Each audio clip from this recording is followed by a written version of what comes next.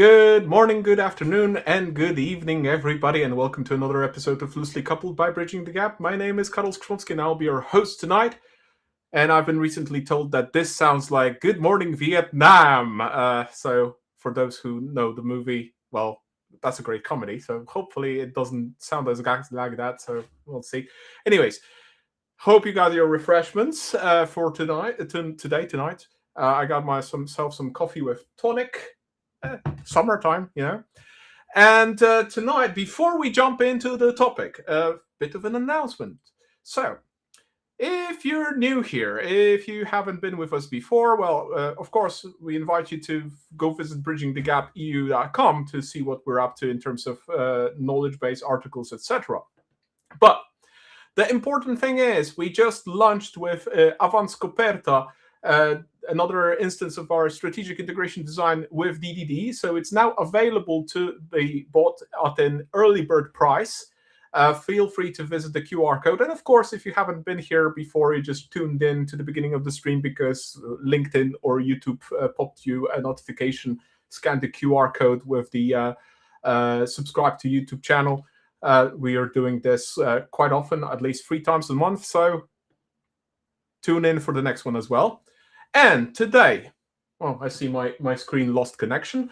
Today, we're talking about education. Education in the age of AI, education in IT, how to get young professionals into the job where we're lacking spots for young professionals because companies are starting to just remove junior positions because of AI or because of other crazy aspects. And to talk about this, we have tonight with us Chelsea Troy. Amongst being an engineer at Mozilla, she's also an adjunct associate professor at the University of Chicago. So, Chelsea, welcome to the stream. Hi, folks. Happy to be here. So, Chelsea, a bit of your background, please, so people know who you are, because, of course, the DD community will know, but not everybody. You're US based, so in Europe that might be a bit of a tricky thing. Who the hell is this gal, and what is she doing here? Sure. Yeah. So I work as a machine learning operations engineer at Mozilla. We make a browser called Firefox. That's my day job.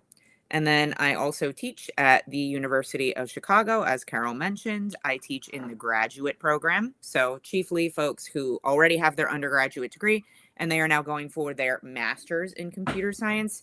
I teach classes on programming there, and I also teach classes on machine learning, generally applied statistical learning, as well as a couple of electives from time to time. So I like to call it lovingly my night job, kind of. And then I do some professional workshops through O'Reilly as well. Yeah, so kind of like my night job being bridging the gap and doing these live streams and teaching classes at Avanscoperta and DD Academy. Yeah, that's pretty much Exactly. it. Although I have seen you do work on those things at conferences during the day at all kinds of places.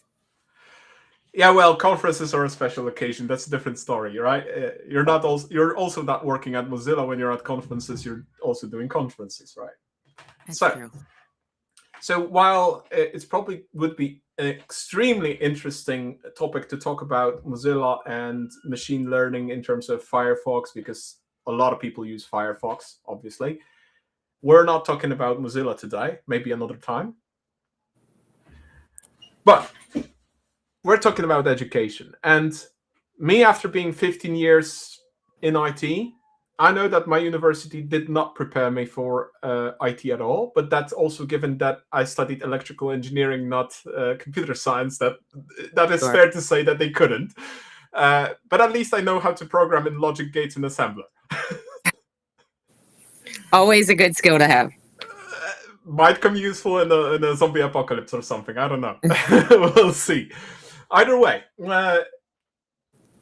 I think that the education space has changed. I mean, the market for junior professionals, young professionals, has changed a lot in the recent years. And at least what I'm seeing as a senior consultant and architect is that, well, people come to do the job. At times, they're very well prepared if they're passionate about the topics that they're doing. Otherwise, it varies. Right. always varied, but I don't think that to this extent. So, from your perspective as an educator, as a professor in a university, what is the problem space of education today in terms of preparing young people for a role in IT? Sure.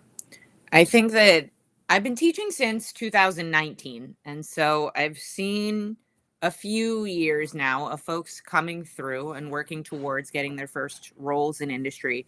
And I think in part, the shift that I have seen has had to do with a number of factors that kind of led up to where we are now. There's, of course, kind of AI, and we're absolutely going to get there and we're going to talk about that. But even before that, I started in 2019, which would have been the spring of 2019, well before pandemic lockdowns and what have you. And when I started teaching, I was teaching graduate students who primarily had their undergraduate degree in something else and had gone to work. They had been in the working world for some number of years already. While they were in the working world, they had accomplished various things. Maybe they'd become a manager or gotten promoted or whatever, and somehow decided that now they wanted to change careers. And they went back to receive a master's degree in computer science in order to prepare to change careers. And so, not all, Hmm. but many of the students that I was teaching already had some work experience, already had some applicable skills from having worked professionally in another field, and also had some expertise in something other than computer science that they had used in whatever field that they were coming from before. As time has progressed, a larger proportion of the students in my classes are coming directly from undergrad. And I think that happens for a couple of reasons. I think one of the reasons it has happened is that there was this sort of like during the pandemic period where hiring or getting hired felt like a very scary thing to do. Actual hiring rates were a little volatile at the time. And so a number of folks decided, as frequently happens during, for example, a recession, folks with the means will come out of an undergraduate program and say, I'm going to go and get a graduate degree now. This seems like the appropriate time. It seems like my return on investment of trying to get a job right now is going to be relatively lower. And so I think that that's part of the changes that I have seen is that piece of it. I think there's another piece of it, however, which is the pandemic lockdowns themselves. I think that folks who were in currently students who are receiving master's degrees, who are in my master's programs, the lockdown happened like somewhere between their junior year of high school. So for folks who are in Europe, this is the second to last year of high school Hmm. in the United States before you go into an undergraduate or university program. It happened somewhere between there and the beginning of their university career. And so these are Hmm. folks who grew up, right? Elementary school, middle school, the beginning of what we call high school, with teachers telling them about the experience that college was going to be and how they were going to go to this place and they were going to make all these friends. They were going to live in these dorms. They were going to figure out what they wanted to do with their lives, which I think has always been false when we tell people that they're going to figure out what they want to do with their lives in university. However, they've been told all of these stories about what this beginning of sort of like post high school education is going to look like for them. Then lockdown happens. They do not receive that experience. They spend the entirety of that time on a screen, a lot of times in their homes. They are not learning in person at university. Sometimes they didn't even graduate high school in person. And so these are students who feel that they have, and understandably, missed out on an experience that they were told about for the entirety of their lives leading up to that point. And so I think for some of them, part of the impetus for going directly to graduate school is now I get to learn in person.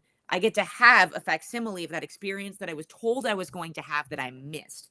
And I want to go back and I want to get that experience. And so I think that that's also a part of it. But another thing that happened during that period is that this lockdown period, it was traumatic for students. It was traumatic for teachers. It was traumatic for administrators. A lot of universities had to go online with like 6 days notice. People didn't have training in this. Administrators had not administered something like this before. You had teachers like rolling whiteboards into their living room in front of their Zoom camera so that they could teach on their laptop math or whatever. And so this was a period during which I think a lot of our standards for what we expected of students and teachers got relaxed. And I don't necessarily think that that's an indication that we were derelict in our duty. I think this was a deeply traumatic period of a lot of change for a lot of people. And we really didn't have a choice but to change things quite a bit. But I do think that students coming out of university, having done it during the pandemic, got a very different experience than the one that most universities were set up to provide them.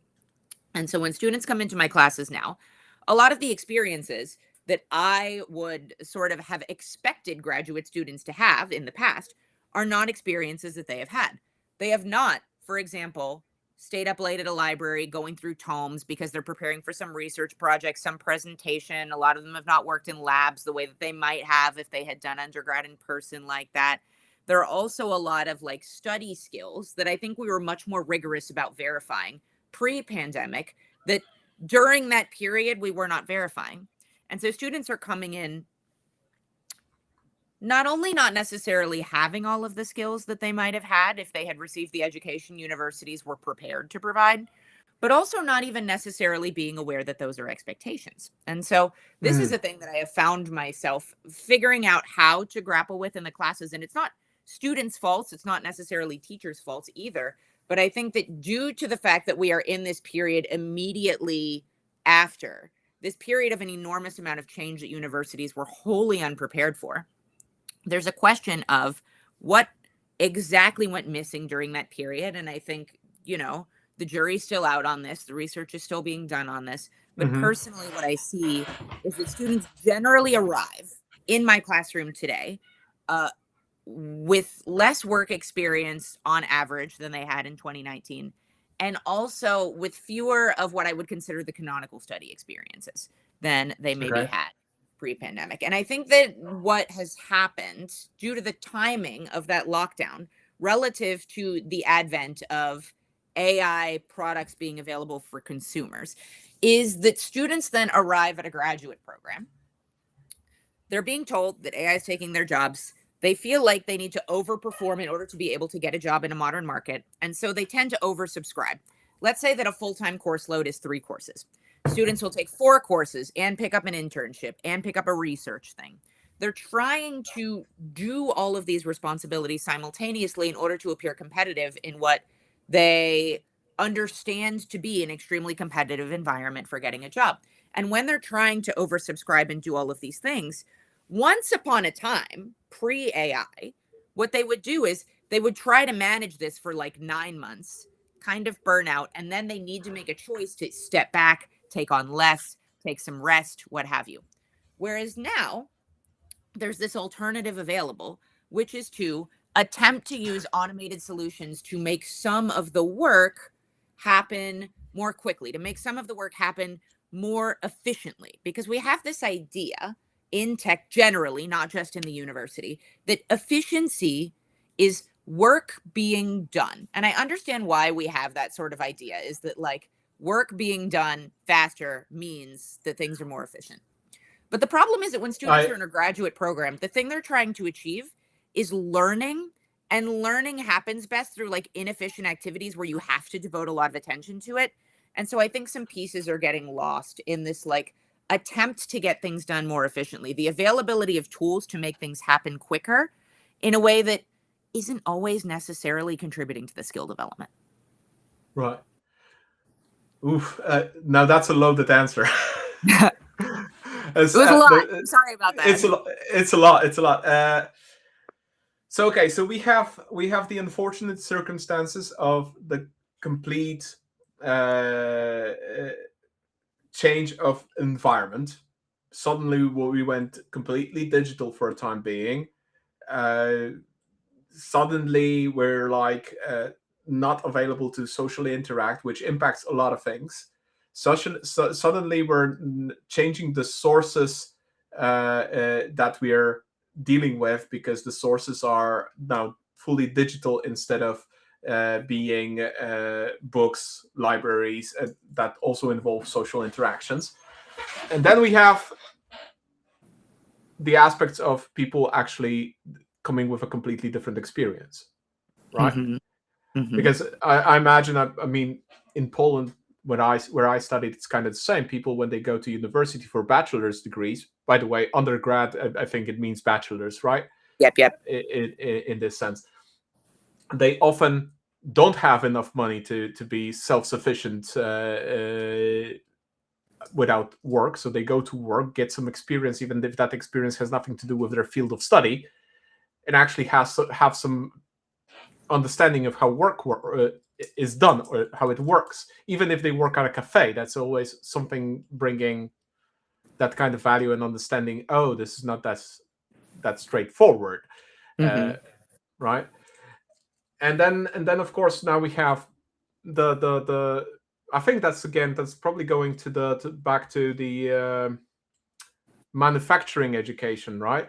The classroom preparing people for manufacturing roles rather than for these kind of white collar roles where you need to be you have knowledge based work.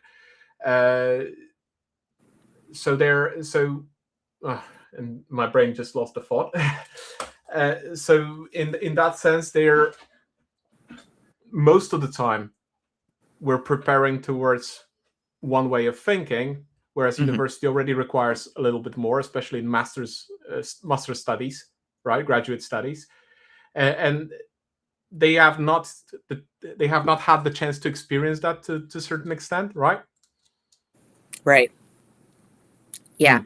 They I think folks are coming in, and for a lot of them, their first experience of like the working world is going to happen after my class, after they graduate from a graduate program. Right. So that might be already a humongous challenge for people, right? And then of course we have the efficiency aspect, where I think that if we would be chatting with Barry O'Reilly here, then Barry would say, well, we took too much from traditional engineering. And I think that efficiency aspect of automating work, where we have traditional engineering that requires repeated action, that kind of manufacturing aspect, this would be absolutely true. But when we have knowledge-based jobs, and programming is a knowledge-based job, definitely, we can't automate the whole of it. This requires actual thinking and actual comprehension. Right. So then if we start oversimplifying what we do and taking too much, and then trying to bring efficiency through automation without comprehension and reason, then we're having problems. I think that's pretty much the summary of what you said.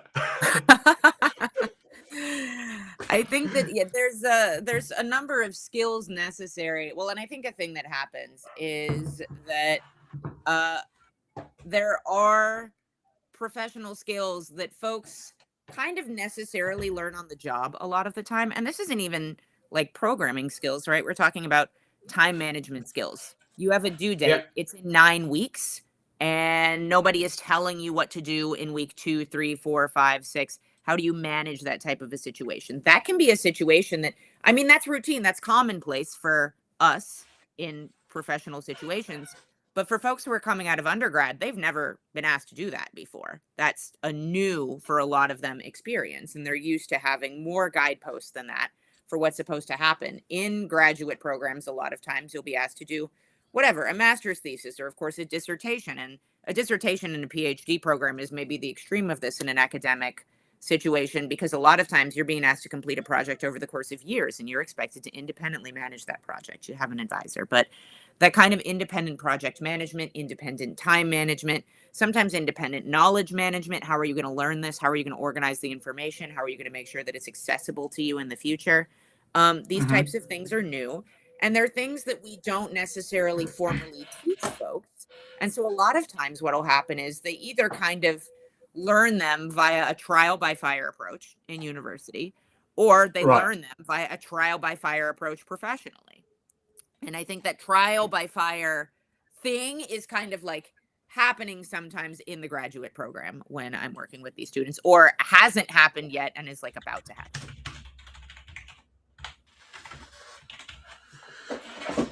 Oh, we'll try.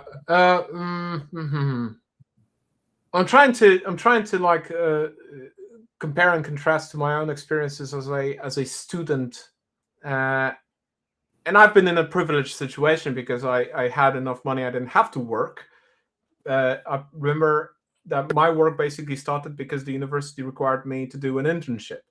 Mm.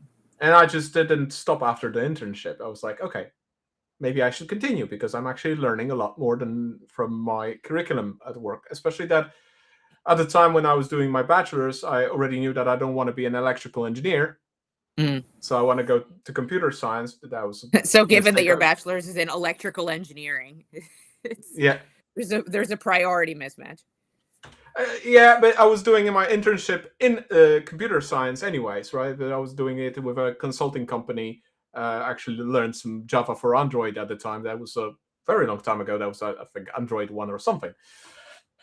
And the electrical engineering faculty also had computer science classes in it because they were mandatory, because we also needed to learn how to program PLC drivers, program an elevator, for example. That's part of the curriculum.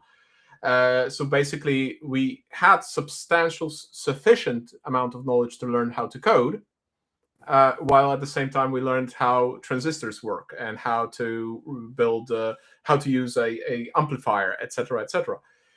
And I recall a lot of my colleagues were at the time working. Most of them were working already as juniors somewhere, actual in a professional capacity, somewhat aligned with their studies, rather than just ad hoc jobs. Mm-hmm.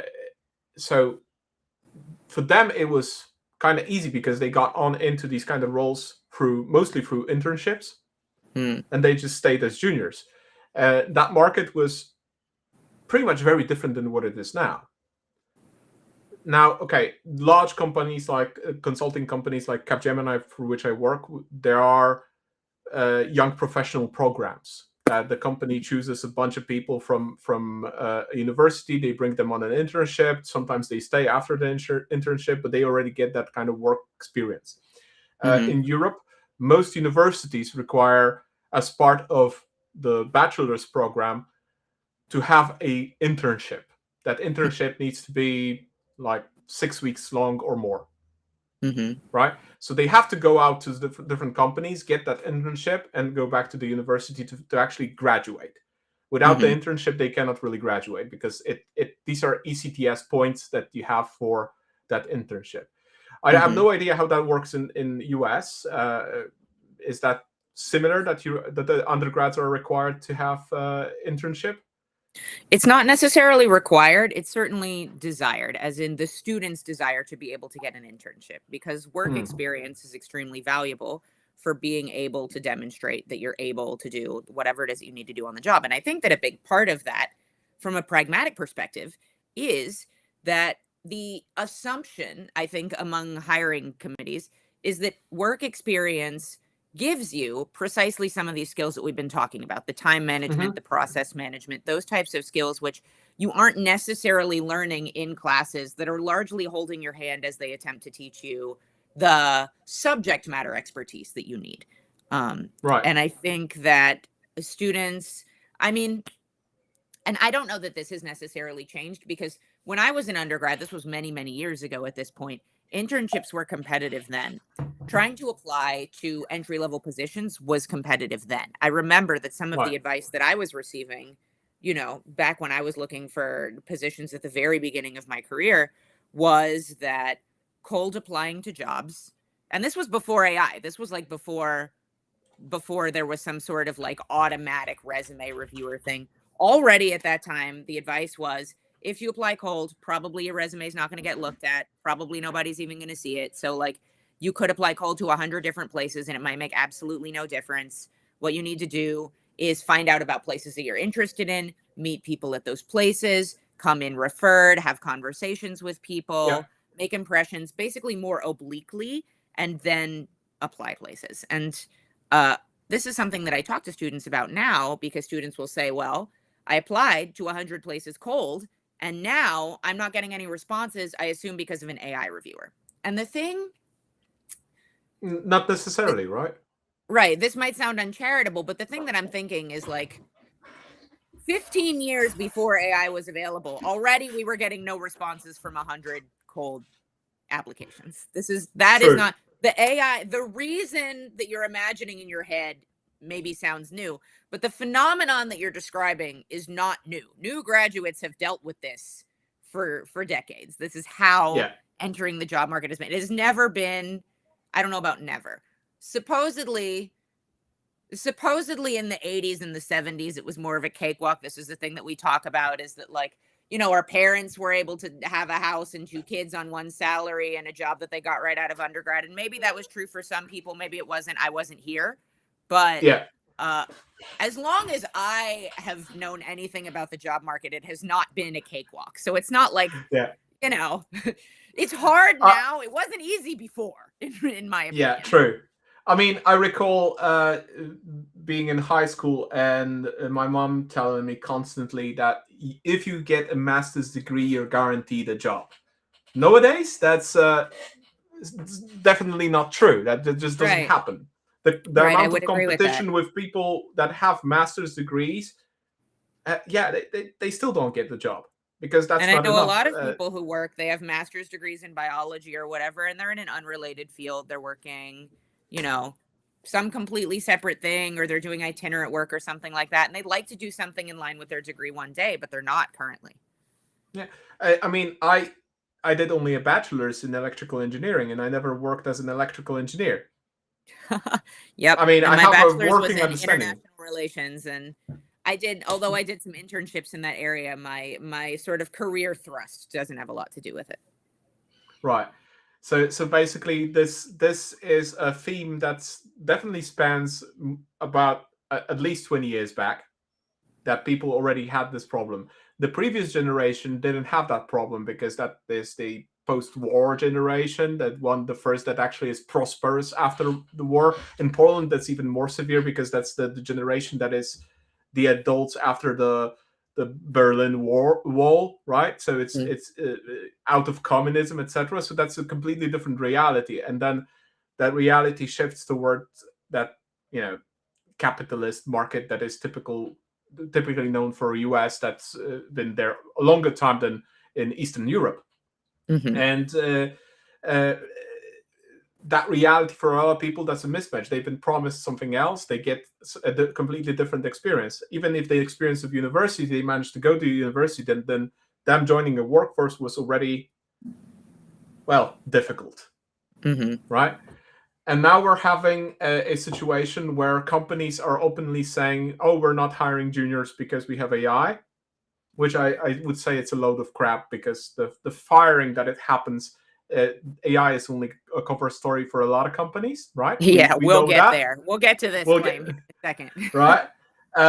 But then, you know, the things that have changed, at least from my perspective, with internet, we already had access to information a lot more than previously. Because if as a teenager, when I wanted information and I had a dial-up modem, yeah, I didn't go to the internet. I went to the library and just sit in the library with a stack of books, which is, by the way, something I still do.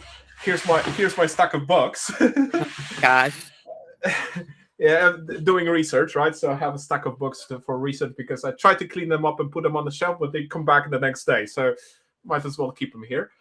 Mm-hmm. So that was also me in high school, surrounded by a stack of books and just finding things, because internet was dial-up and I couldn't, Right. and there was no sites. Wikipedia was still not exactly any source of truth that anybody knew in Poland, No, etc., I etc., remember etc. teachers constantly being like, don't go to Wikipedia. It's full of garbage. And now, like, that's a far cry from where we are today, where on Wikipedia there's so many editors that it's probably correct. And if you try to make it wrong, it'll be fixed within 2 minutes.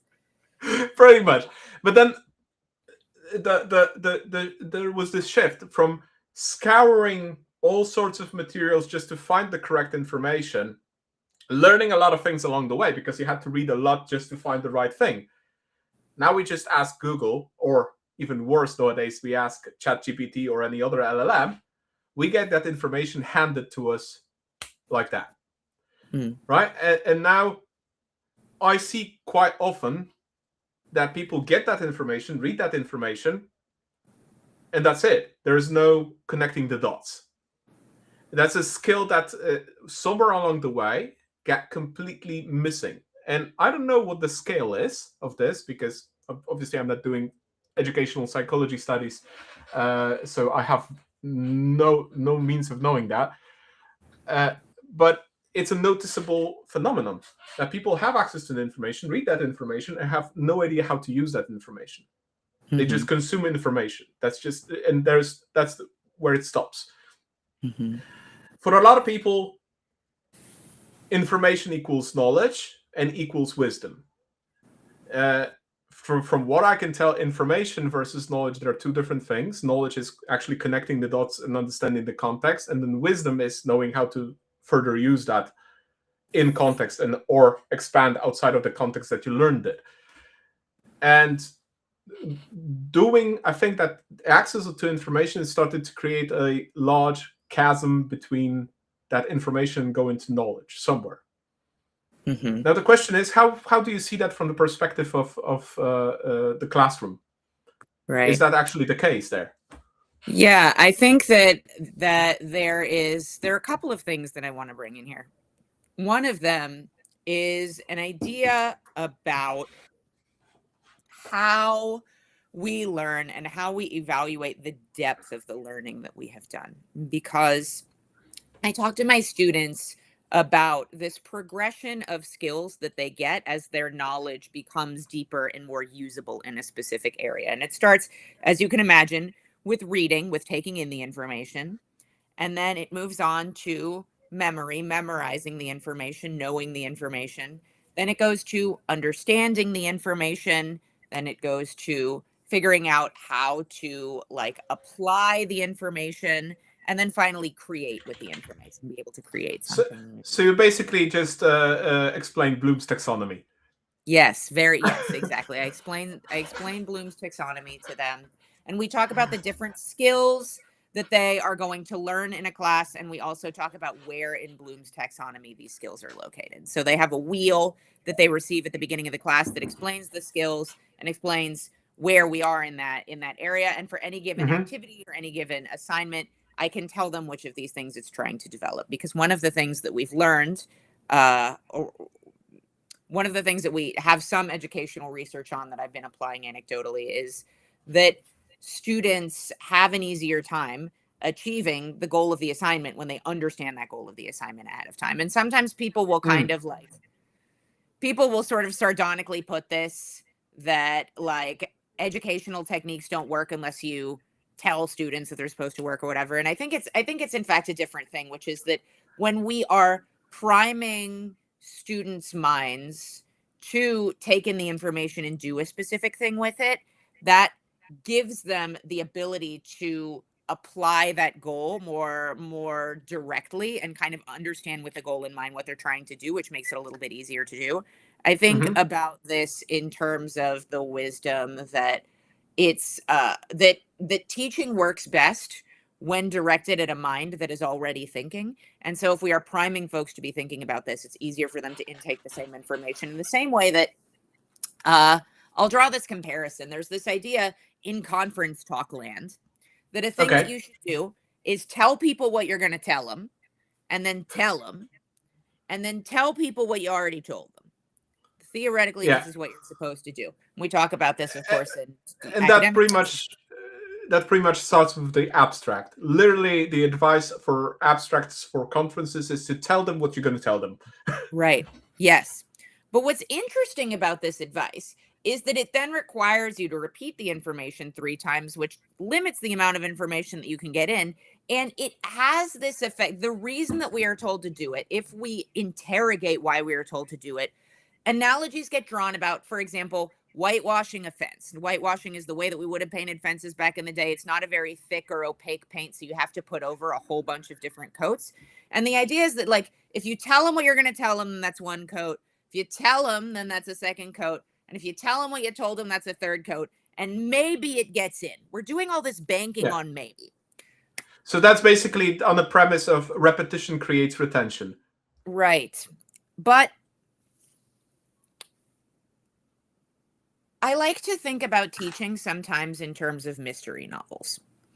Okay. When we read a mystery novel, we are first presented with a problem. Usually the problem in a mystery novel is somebody has been murdered and we don't know who did it. Mm-hmm. And then over the course of the story, we receive clues as to what's going on. And experienced readers of mystery novels, dedicated readers of mystery novels, are not just waiting for the story to tell them who has murdered the person at the beginning, right? What they are doing is they themselves are trying to put together the clues. They are attempting to solve the problem. It's this sort of race.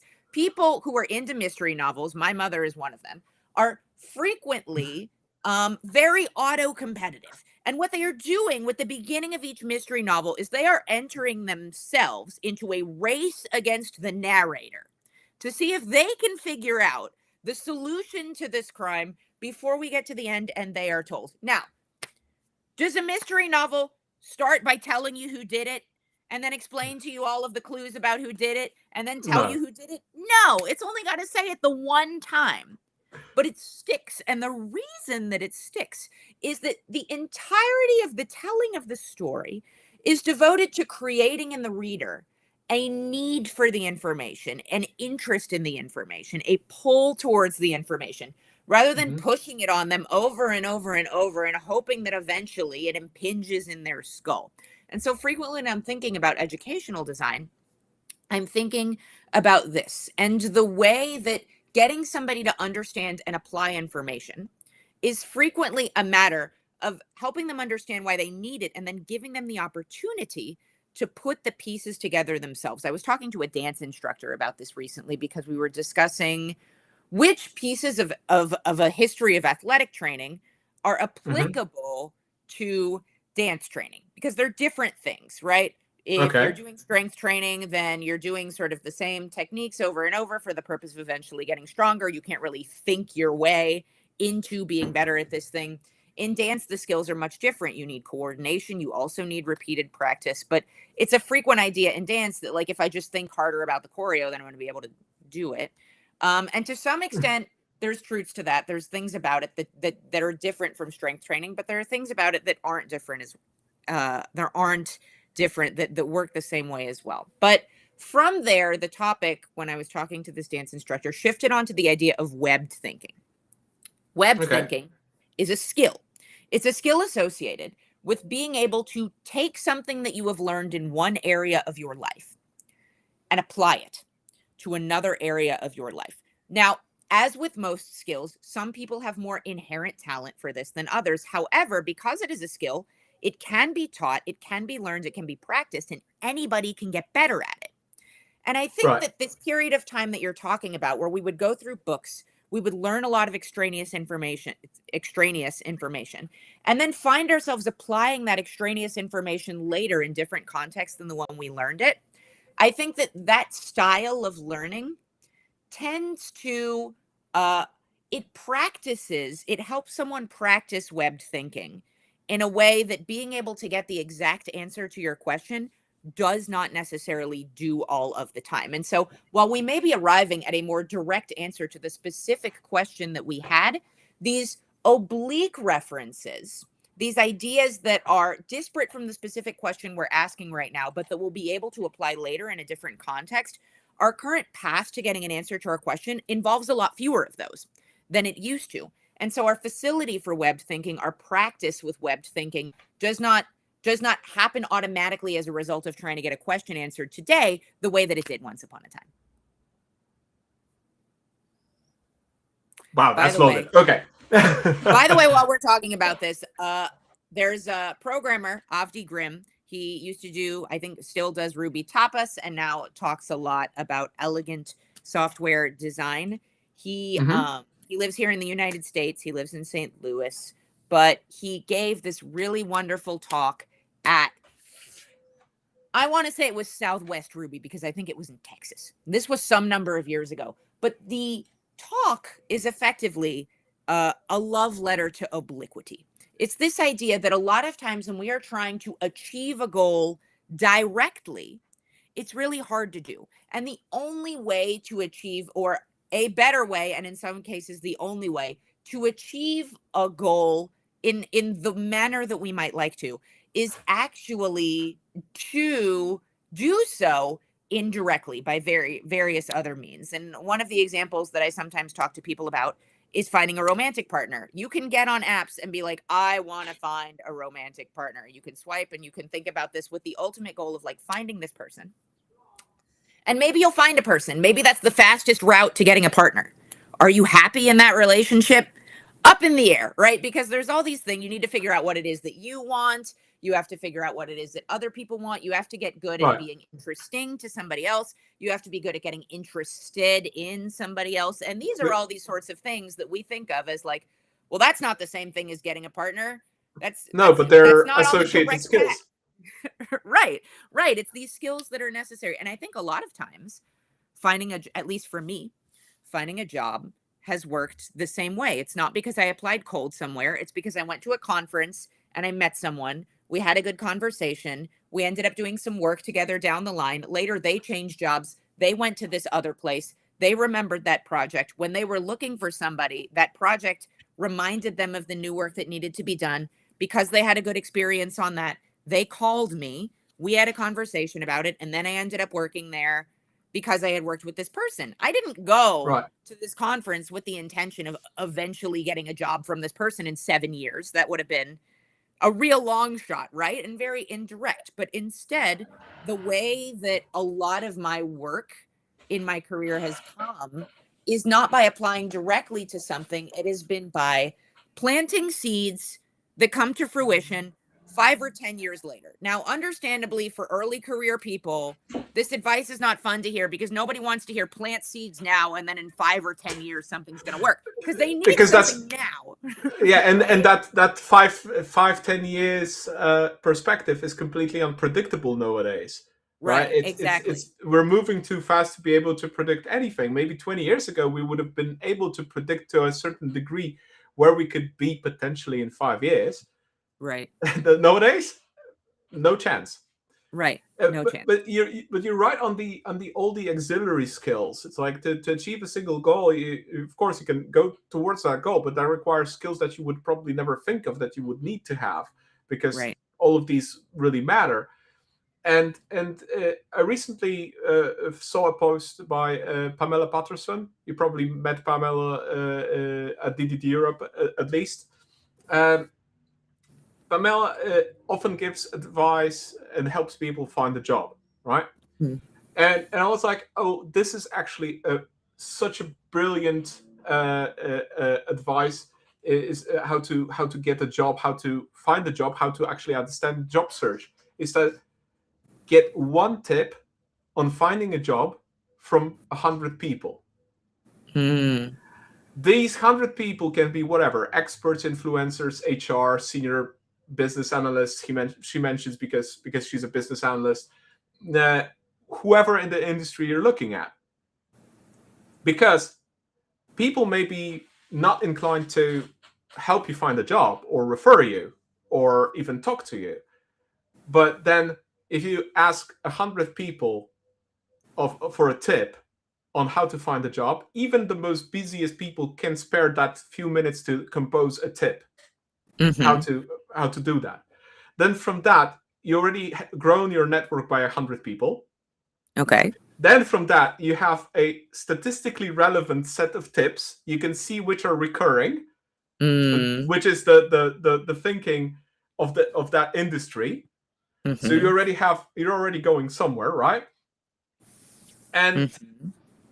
you're not going to be remembered as somebody who's begging for a job. You're going to be remembered as somebody who's curious Mm-hmm. and trying to find their way on their own instead of relying on external help. Right. And these are already completely different skill sets in that sense, built around a job search. The end goal is to find a job, but in the meantime, you literally built some social skills. You build some analytical skills to figure out, okay, what is the recurring thing, and you basically networked, Mm-hmm. That's right? true. That's So true. it creates a completely different perspective, and I believe we are not teaching that kind of perspectives anywhere. I think you're Uh, right. So I when think when people we go talk to to the job students about market, networking, usually the thing that students take away from what they've been told about networking is I'm supposed to go to this meetup and talk to people, and one of them is supposed to give me a job in the next 12 months, is like the idea. And maybe it works that way for some people. It has never worked that way for me. it if you go with that kind of approach, then it will definitely not work that way, right? Because you have to, well, you would have to sell yourself somehow. Not necessarily that you're actually creating a sales pitch and you go from person to person in a networking event and do that kind of selling pitch, but if you have something to offer in a conversation, you're already winning, right? And networking skills, I had to figure it out on my own and late in my career because nobody told me how to do that. Nobody said this is important. I was like, okay, how do I actually approach that? Right. No idea. It started by chance and it worked. Okay, so I'm Right. just going to follow that. And a lot of people don't know that. So there's a whole set of skills. If I remember university time, we were taught plenty of technical skills, Hmm. plenty of physics, maths, electronics, electrical devices, programming. Very little of those were actual curriculums that were soft skills Right. that taught us how to present yourself, how to talk to people.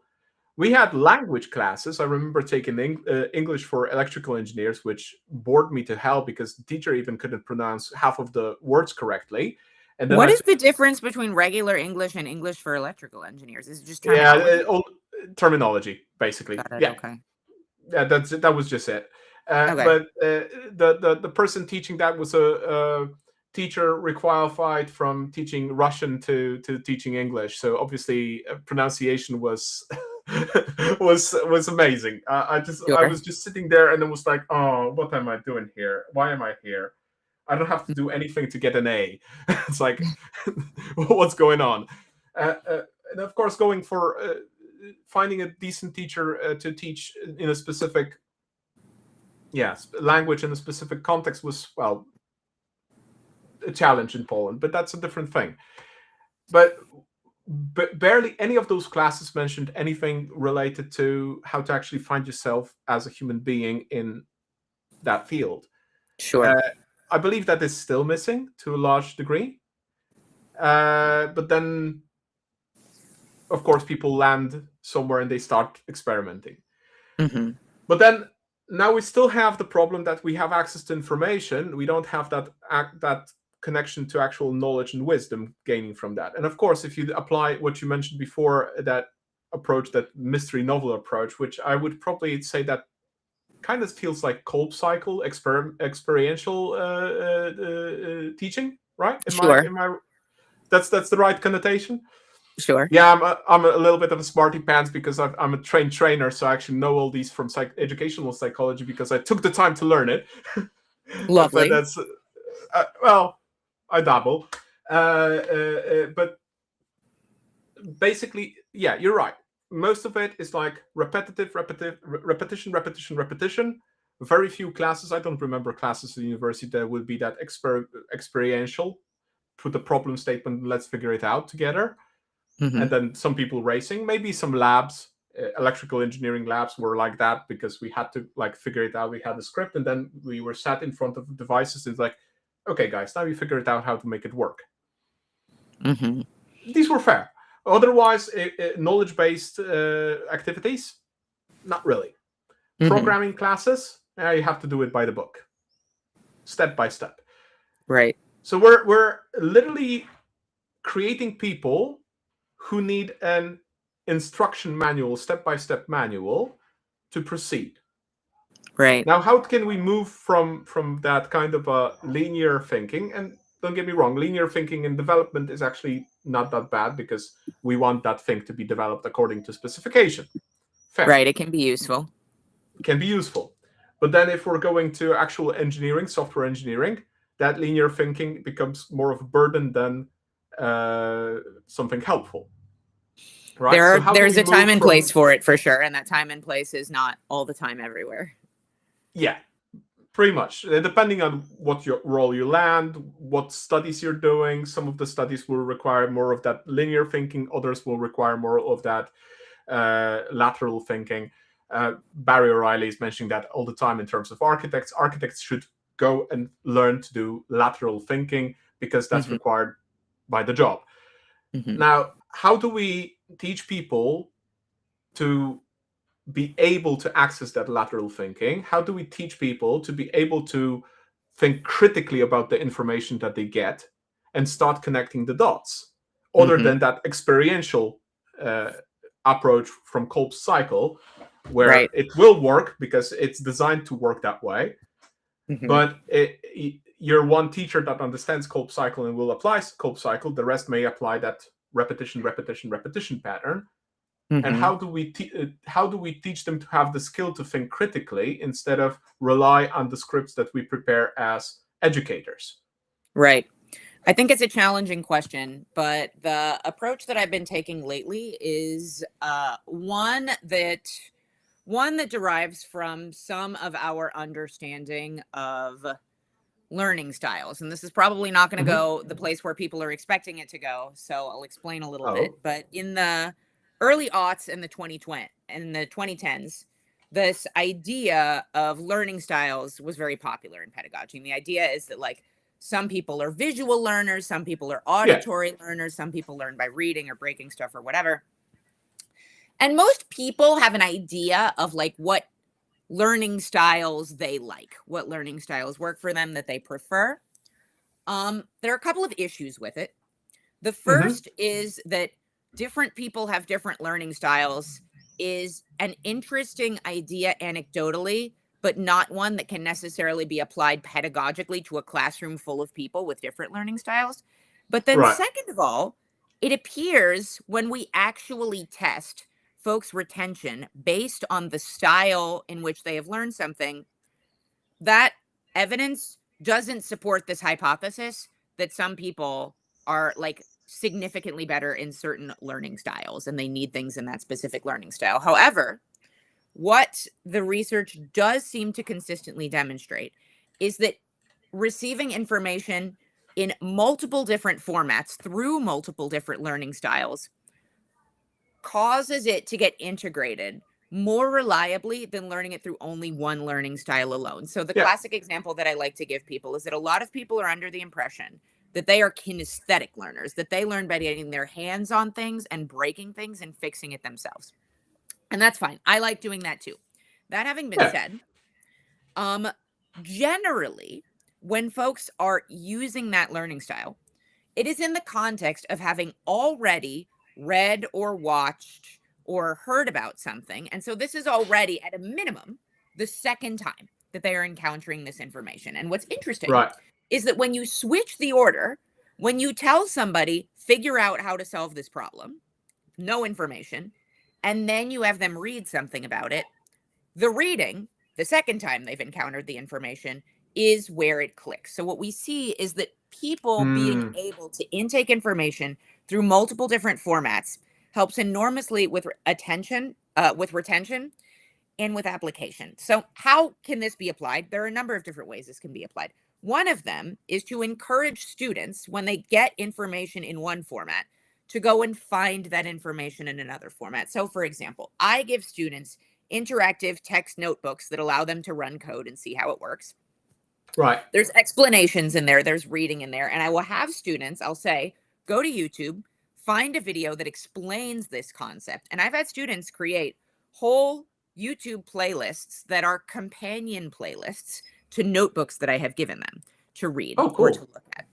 Or students have done, and this one I've had students do, and an LLM can be useful for that for some students. Even more useful, though, is when students have learned something via reading, and then they've opened Claude or something, and they have said, Claude, I'm going to have a conversation with you about this information that I just read. I'm going to explain it in my own words, and I would like you to help me find the places where there are gaps in my understanding, and particularly for the kind of information that was already well supported on the internet by 2022. So it's firmly in the training data for these types of things. mm-hmm.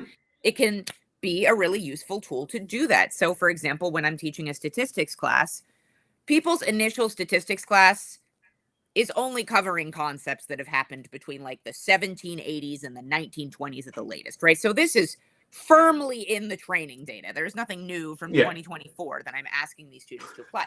So it can be really helpful in that situation. So that's one way, is to get the information in one format and then find the information in another format. Another way to apply it, and I'm going to need a visual aid for this, is to intake the information in one format and then recreate the information in another format. So I'll give you an example. This is a book. It's called How Data Happened. It looks like this.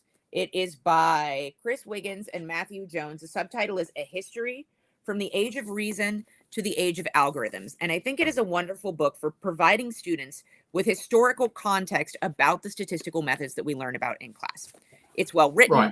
It's relatively, I would call this relatively terse. However, when students are oversubscribed on a graduate workload, as we discussed earlier, and also when they have had less practice being held responsible for the amount of information that's available in a book this size, a book like this can feel overwhelming to students. And this amount of text, like this is purely for a reading-based learning style. Yeah. So one of the things that I've been working on lately is figuring out how to represent the information in this book in a diagram so that I can use color, size, spatial relationships, and symbols in order to give students an understanding of how that information relates to each other. And the way that I did that was, I've read the book. You can see it's firmly dog-eared, and put names, places, some important information in a table, as well as information about the relationships between those different things. And then I don't think I can share screen, but I might be able to provide you. I can share screen. Okay. Yes. So let me see if I can do that. I believe the shortcut is H. H. Simply H is pressing the shortcut. H. I'm going to figure this out. H. Oh. No, you can share screen. That's perfectly fine. As far as I remember from educational psychology, what I learned that these learning styles you mentioned, as in by doing, by listening, by seeing, they were actually disproven scientifically that this is not a thing. But I absolutely agree that to make it more tangible for learners, you need to apply all three of them, because that variety makes the brain work differently. Especially if you're neuroatypical, that works magic. Right? So to give you an example, because my lovely neuroatypical autistic ADHD brain, before I got diagnosed, at a certain time in my life, it made me stop reading books. I used to be a bookworm. I used to love reading books. I used to do novels. I used to read technical books, just devour them. At a certain point in my life, my brain stopped working that way, so I cannot consume books. Now that I'm medicated for ADHD, I can now consume books at a, slower pace than I used to, but now it's doable. So having a completely different format to the contents of that book actually helps me properly digest. So what I observe also with how my wife is learning, she is transferring always all information that she's learning either from video or from reading into mind maps. She's making them, applying them in a 2D space and creating connections between them just to make notes that way. And mind maps, she's like really making humongous mind maps just to comprehend that information, because that's a different format representing the same information. Right. And same for other people. They have their own ways of representing those by taking notes, doing scribbles, or some people have, the brain works in a mysterious way. So association for music. People are reading things and having music on, and then they associate that information with specific tones. And they do that entirely subconsciously, but because there is this association in the brain of two different signals coming in, we now have retention for some reason. Right. Do you know and that that it's variety is funny that there. you mentioned this because I remember in grade school, I used to be a big doodler. And this was, Oh yeah. in grade school, kids don't know how to take notes yet. So I wasn't really taking notes, I was doodling. And teachers would get on to me, why are you doodling? You're not paying attention in class and blah, blah, blah, blah, blah. A thing that I did not understand how to explain to teachers at the time was that if I was drawing while they were explaining something, I could look at the drawing and have better attention as to what it was that they were saying. Yeah, and also for people with ADHD, that kind of doodling is their method of focusing the brain. Like it's basically stimming. It's Oh, stimul. interesting. Yeah, doodling, tapping, playing with a fidget spinner, anything like that. That basically is a stimulation method, so that a person with ADHD can retain focus on something. Otherwise, Mhm. they'll start doing something else because the focus is gone. And for that matter, I have these kind of small spinners on my Oh, desk what all the is time. that? That's literally a bearing with a Okay. rubber on it. It's a plastic bearing. It's like a fidget spinner, only minimized to fit on the finger and to be able to play with that. Okay. And what a lot of educators now realize that because the diagnostic criteria for all sorts of spectrum disorders, mm, uh, they basically changed over the years because more studies were conducted. So now we recognize that people are actually, uh, you know, doing this for a reason. Right. Mhm. You say for some reason you cannot share. That's not a problem. I'll just open it up on my screen. Give. Uh, yeah. No, I need to just save it. Yeah, so this book, How Data Ah, Happened, I wanted to figure out a way to yeah. visually represent some of the important pieces of information that were in here. And I wanted to do it over Mm-hmm. time because what this does is each chapter follows a specific theme of Mm-hmm. the development of statistical learning. And they jump around in time a little bit, but they sort of do go, and you'll be able to see this in the diagram, from earlier to later. So, chapter 2, There yeah, we here we go. go. So what you're looking at here is there are 13 chapters in the book. The first chapter is a little more holistic, so it's not represented in this diagram. Mm-hmm. But from the top all the way around clockwise are the Mm-hmm. chapters of the book from chapter 2 through chapter 13. And it's a tree Right. ring diagram, which means that the earliest dates are at the center. And as you go outward, you get later dates in the same way that the rings of a tree accumulate as the tree grows over time. You see this outward spiral that represents the Mm-hmm. fact that the earlier chapters tend to focus on events that happened earlier in time, and the later chapters tend to focus on events that happen later in time. But each of the dot colors represents a different type of event, whether it has to do with people power, state power, corporate power. And the Right. lines that you see between them represent the ways that they influenced each other. For example, one paper might have prompted the work of that ended up being another paper, or one paper might have been rebutting another paper, or the publication of a specific book resulted in these three experiments happening, or what have you. And so my Right. hope is to be able to represent with these sort of spatial relationships and these colors what has happened in a way that gives students an ability to geographically anchor the events that I'm asking them to learn about. However, what I have learned through, or what I've discovered, which isn't terribly surprising, is that through the process of creating this diagram, I have learned the information a lot better myself, which is giving me ideas about how to help students with retention in the future, related to, for example, having them read passages and then find ways to visually represent them like this. Because looking at the visual representation in addition to the text is helpful, but creating the visual representation from the text is really transformative for being able to understand and apply the knowledge. Yeah, that is that aspect of different kinds of representation that it brings.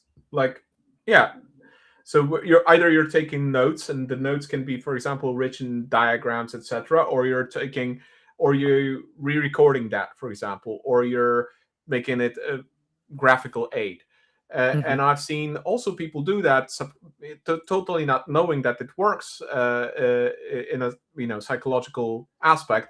They just did that for themselves, and some even named those as methods and started telling other people to do this and this because it works. It Mhm. works for them. It doesn't necessarily work for other people. But if you try enough methods, then you'll be able to find the method that works for you. Right. And yeah, some people are more inclined to that visual way of thinking, and visuals really help them dig through this. Myself, when I'm preparing for classes to teach, or well, preparing the material, because preparing for classes is easier than preparing the actual content. It's like, okay, I have this content, I need to explain it, all right, and then I start digging into it, and oh, I need to draft it in diagrams because I need to understand it better, because this part I actually don't understand about the content, and I need to learn it myself to be able to teach it properly. So it's Mhm. like all the research that goes into content creation or class creation, that actually requires to like that pondering. That pondering in the corporate world is something that really doesn't happen Mhm. because we don't have that time, because we have a deadline. And Right. that's where those other skills, those auxiliary skills come in, that we need to get them in, so we have that time boxing, time management, to figure it out, to outline that, to have time in the day to do these things, on top of socializing with our colleagues at work, on top of doing actual work, on top of having our brain some time to relax. Mhm. Because that's another problem, at least work related. I don't know if that's university related, but and this is noticed by people doing team topologies and cognitive load studies, that we were promised that AI will take away the hard parts of the job. It took away the easy parts of the job, and we were supposed to work less, but we don't work less. We still work 8 hours, most of us Right. at least, right? And what AI did, it took the easy parts out because we somewhat automated them, or we just delegated them to whatever chatbot we're using. Well, Mhm. perfectly fine.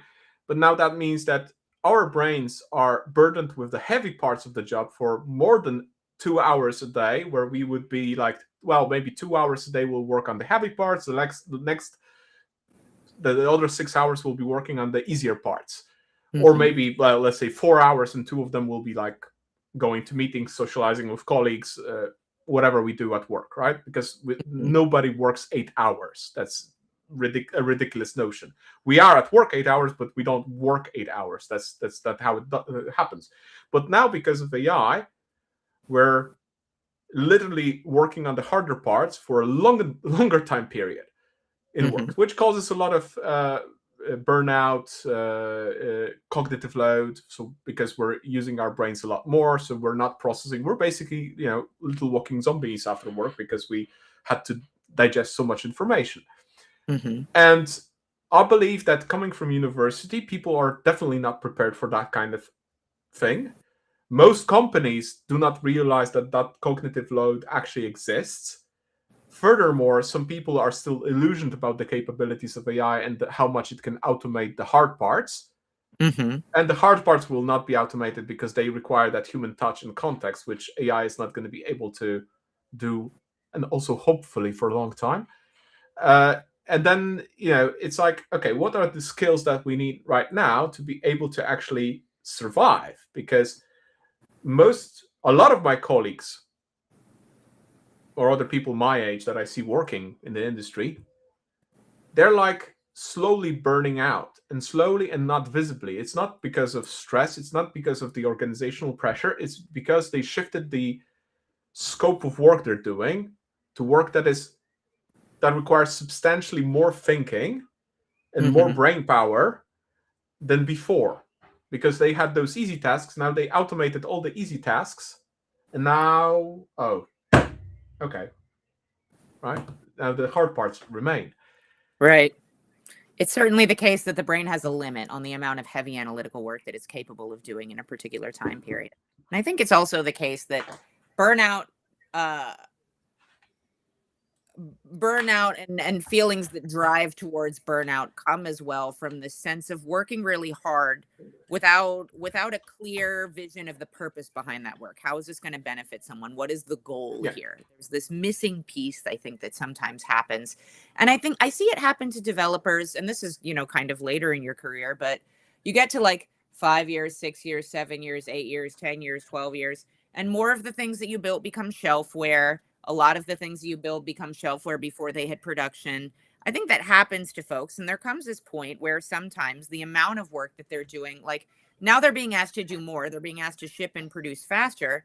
And I think there's Mm-hmm. this thought process of like, the speed that I shipped before still didn't result in anything getting to production. So can we figure out how to fix whatever it is that's causing us to spend enormous cycles on all of this stuff that doesn't end up matching what our consumers want, that ends up not being the direction the company goes, what have you.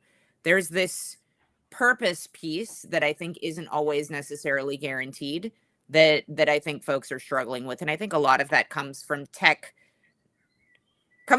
broadly not really knowing what to do with itself sometimes. And Good. I think this is part of where this, like, you mentioned earlier that like companies say they're doing these layoffs because of AI. And I think like part of this is absolutely, once it is quicker to create code, companies want to experiment with whether it is possible to reduce their costs in the code creation department. I believe that is a part of it.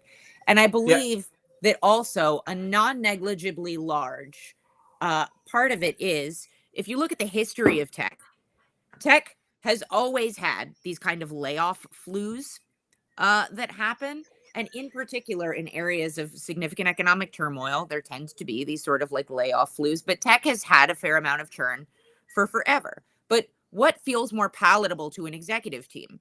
We need to admit that we're now performing this layoff because for the past 10 years, we've been completely unaligned on the strategic vision for this company. Or, whoops, AI transformation. Like, which of these is less of an indictment of the skill of the executive suite? I think points a lot to the degree to which layoffs are blamed on AI today. Yeah, that's true. Alex has shared an interesting statistic. So we have actually there are some AI fatigue statistics. So we have Okay. 65% of software engineers report that AI tool integration has increased their daily stress instead of reducing it. 52%, so more than half, say reviewing AI generated code is more mentally tiring than writing equivalent code themselves. I mean, fair. And speed to commit improved, but mental cost per commit went drastically up. And then 29%, so nearly 1 in 3, has considered leaving their role because of pressure related to AI tool adoption, pace, expectation, or feeling unable to keep up. And this is not a niche problem. This is a workforce level signal, and we're seeing that all over the place. I mean, the amount of times I've heard that you need to use AI. You need to it's like AI tools being shoved through the throat to every single employee. It doesn't even matter if it makes sense. They need to be AI literate and they need to do AI in their daily work. Mm-hmm. And Mm-hmm. I'm like, why? Because if I try to do my work using AI, I get just a stack of hallucination. Mm. Because as an integration architect, there is no source that all those companies could have consumed to actually deliver something that is meaningful in terms of my field of work, because there are no sources. The sources are paywalled with technology vendors. Mm. Mm-hmm. And that's fantastic, because every time I try to prompt about any term related, I get historical data, fair, Right. but Right. anything modern, Yeah. nah, pure hallucination. Basically, every time I ask about integration architecture, the conversation with an LLM is dumbed down to REST endpoints. Yeah, I suspect that your role experiences this sort of like on the top end of the extent to which it's experienced, because you're so frequently working with integrations that necessarily require APIs that change relatively frequently. And because these models are trained relatively infrequently, the bulk of the training data doesn't support the current shape of the API to the extent that it's even But available online, which is largely probably through Stack Overflow or something like that. but to that sense, the field of integration architecture is AI, APIs is 1% of the field, like literally. The rest Mm. of this is message brokers, understanding how they work, how event driven works, how integration brokers work, how enterprise service bus works, how it is named nowadays, because nobody is using the term ESB because of the good old SOA days where the term was completely burned. So now it's the term iPass. If you don't know what you're asking about, it will give you different answers. If you ask about an iPass, it will give you a different answer than if you ask about an ESP. And in the training data, there is no connection between one another because Right. nobody wants to make that connection because of the stigma of ESBs, Right. etc., etc., etc. So in that sense, you have to have, as a specialist, already a sense of critical thinking to be able to connect the dots, connect that information in context, create knowledge and wisdom out of it.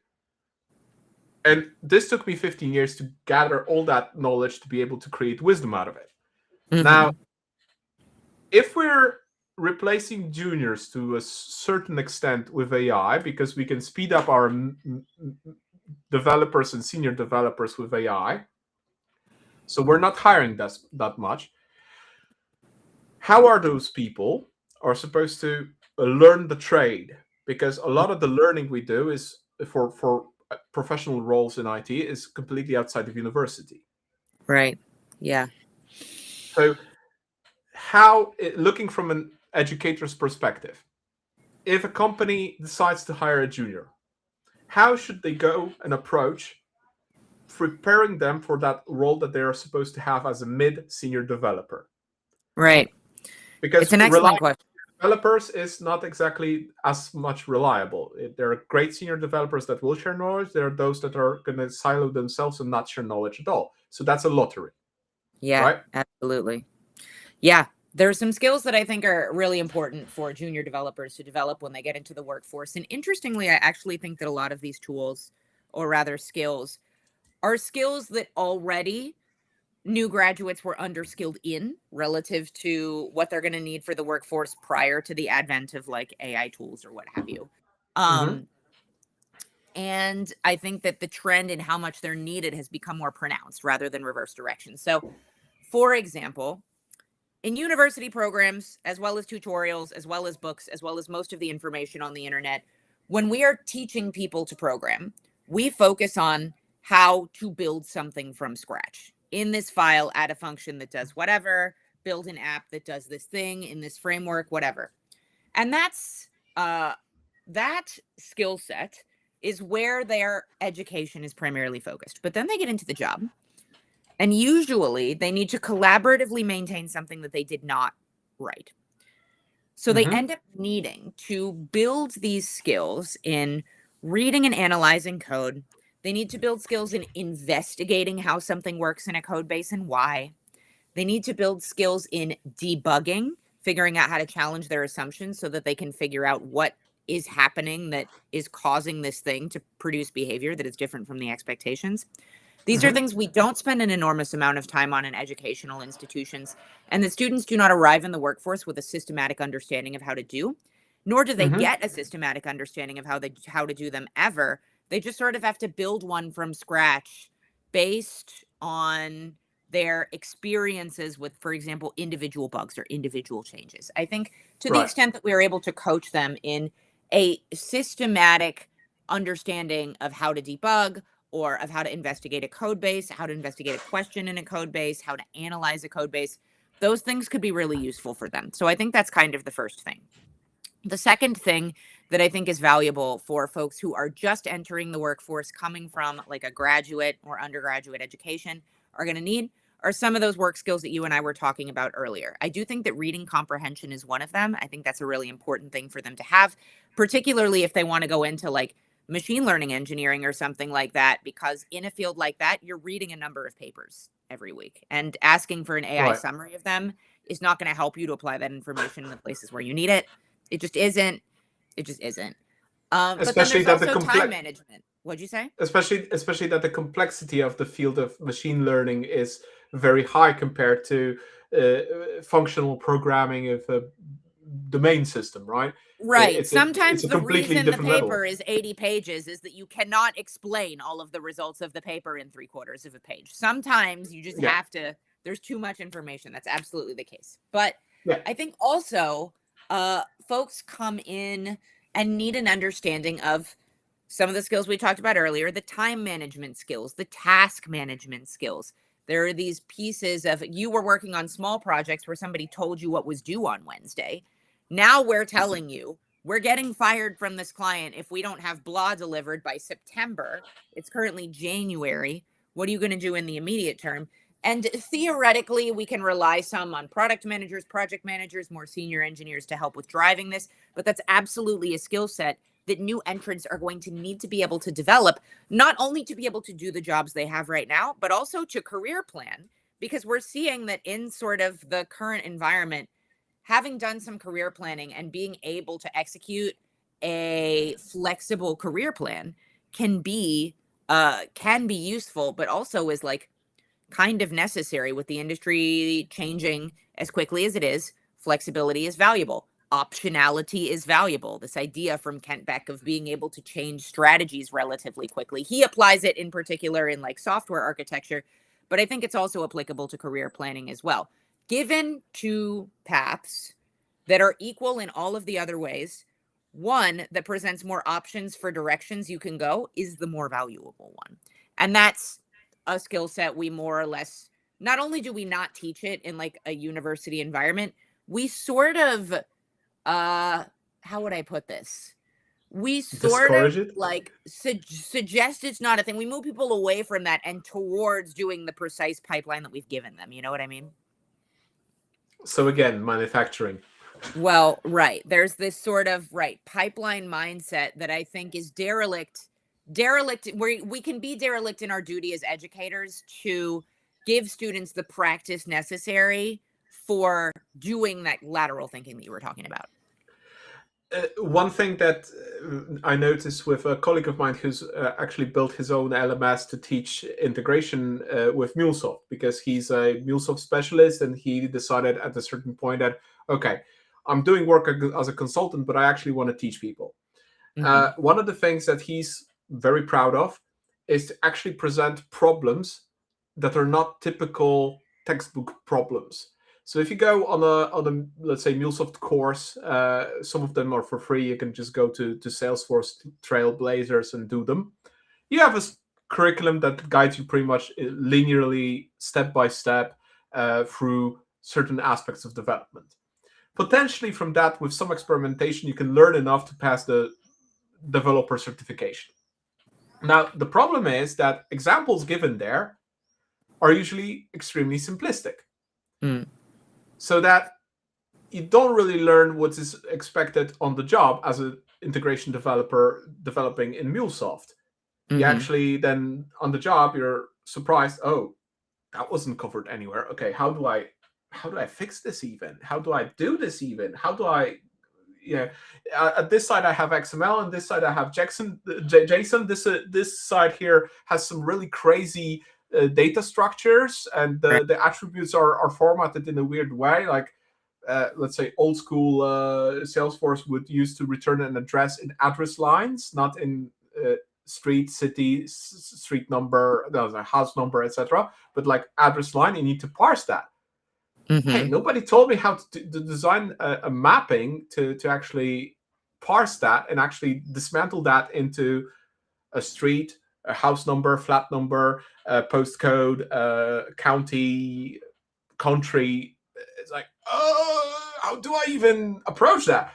So he's Mm-hmm. like started like thinking, okay, we need to start designing exercises that put us in an actual problem space of those messy data structures, because obviously not everything in IT is designed properly. Some things are just built. Right. They have implicit architecture, and also data structures are then implicit rather than designed, and you have to deal with them, right? Mm-hmm. So he started thinking, okay, we need to start building exercises that are actually exactly these kind of problem spaces, that are work-related problem spaces, something that you might actually experience on the job rather than something that somebody figured that academically would be sound to know. Right. But that sound to know means to get you started, not to get you expertise in that Right. sense. It's Mm-hmm. kind of that way at the moment. Mm-hmm.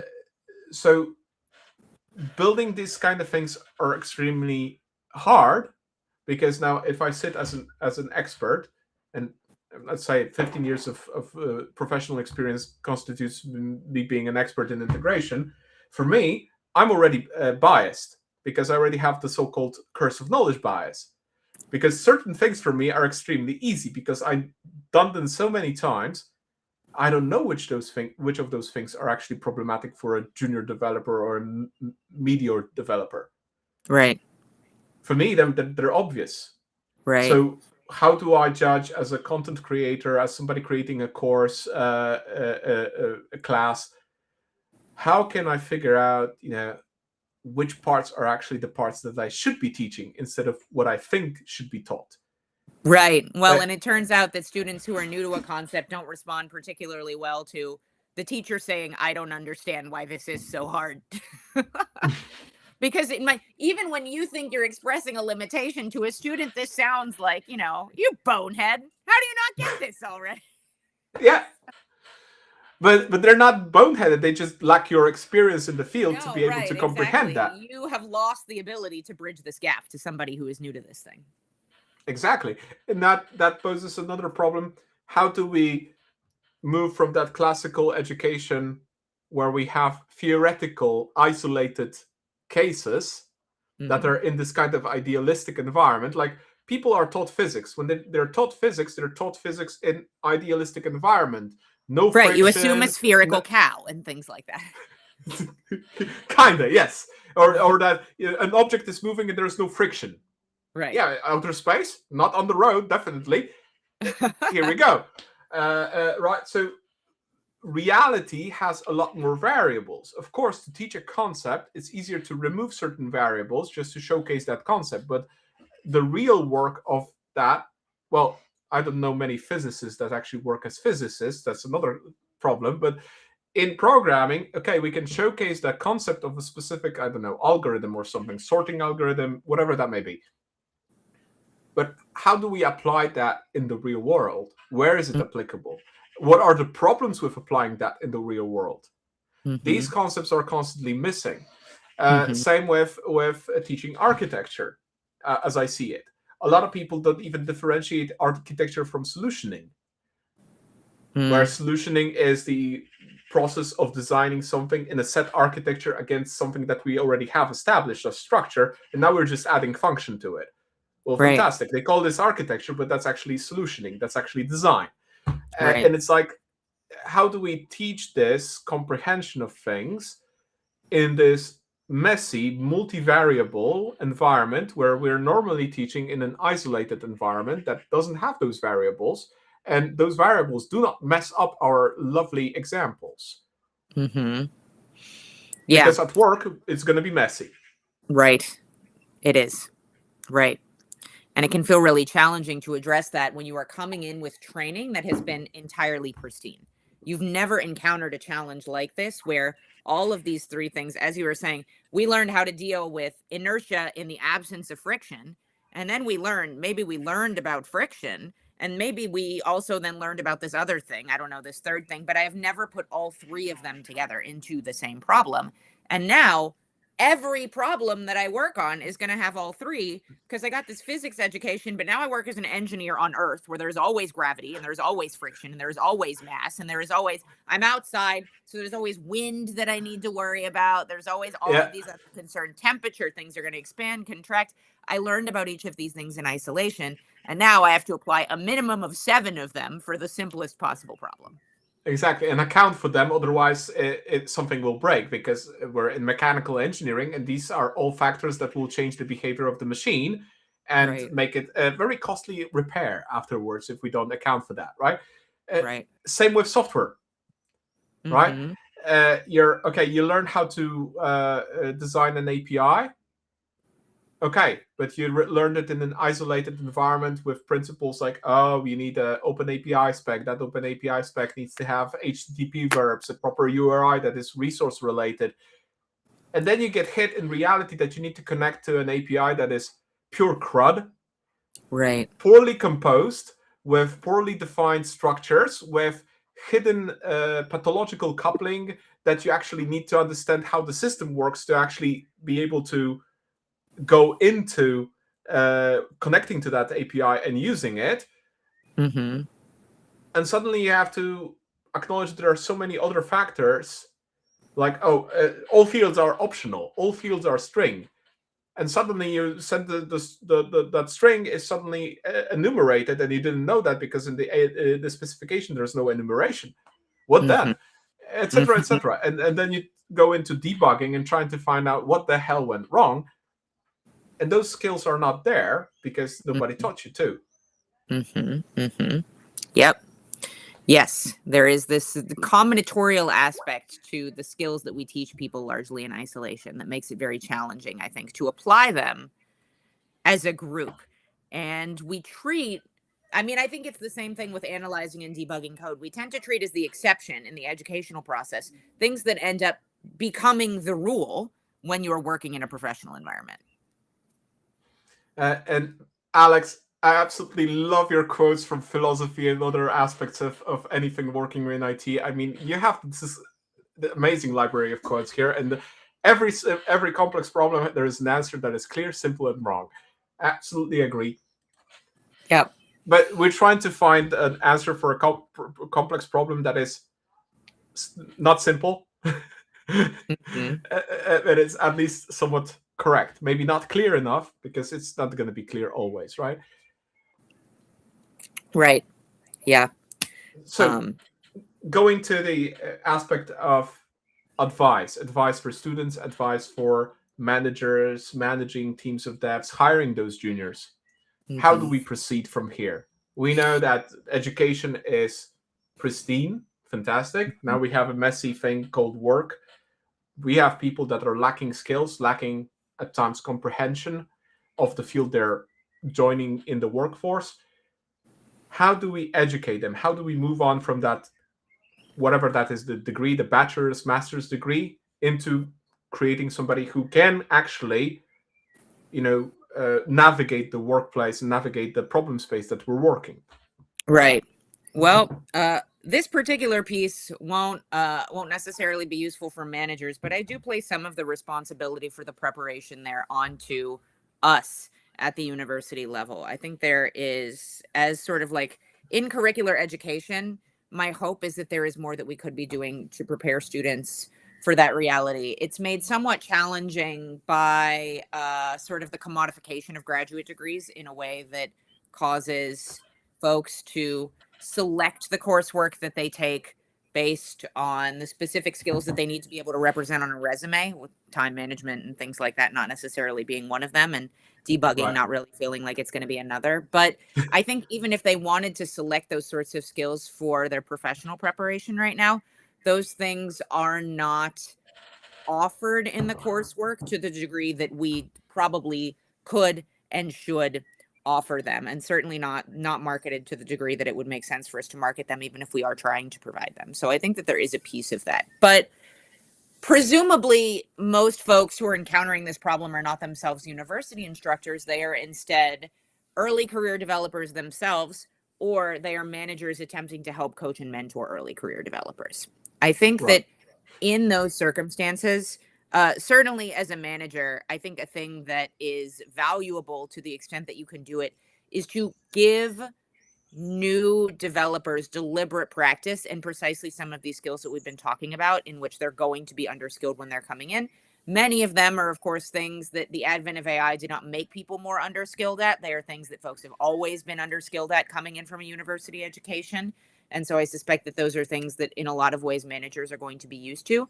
I think the people for whom the absence of some of these skills is going to be news is going to be a lot of the early career professionals themselves. And I think that the reason for that is that we have failed to communicate to them some of the expectations that we are going to have at the professional level. I think it would be a Mm. surprise to my students if I were to tell them, for example, my baseline expectation in this class is that you read 250 words per minute when I assign you a book. I think that would be news. I don't think that that would be a thing that had been communicated with them before, which is Right. not, again, an indictment of them. I think it's an expectation that we were, it must be said, much better at setting when undergraduate institutions were not all unitarily thrust into this deeply traumatic high change event for 5 or 6 years, whatever, you know?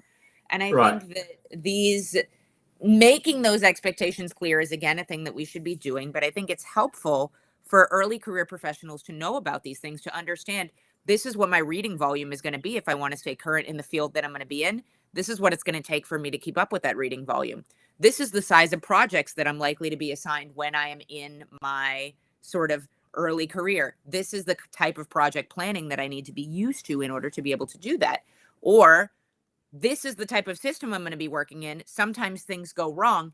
Let me practice how to investigate issues in that system such that I might have the ability to do that when I'm asked to do it on the job. I think that Hmm. that sort of like list of necessary and underrepresented skills is missing for a lot of these folks. And even having that list would be useful to them in putting together a practice plan.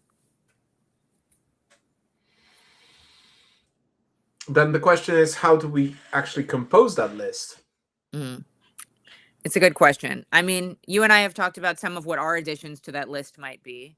Yeah. Um, I wonder to what extent that list varies depending on the organization that they're applying to.